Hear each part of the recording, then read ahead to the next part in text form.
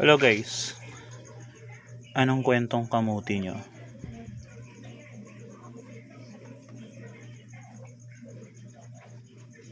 Ako ang kwento ko nito,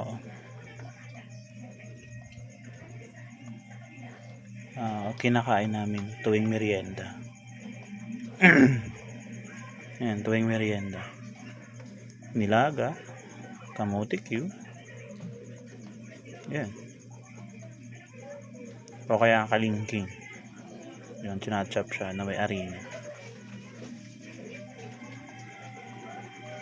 Medyo maswerte pa tayo sa buhay guys. Kasi masipag yung mga magulang natin. Hindi natin naranasan na ito yung gawing main menu o main na pagkain, umaga, tanghali at saka gabi. Kaya ako medyo nakaangat-angat ka na sa buhay, huwag mo pa rin itong kakalimutan.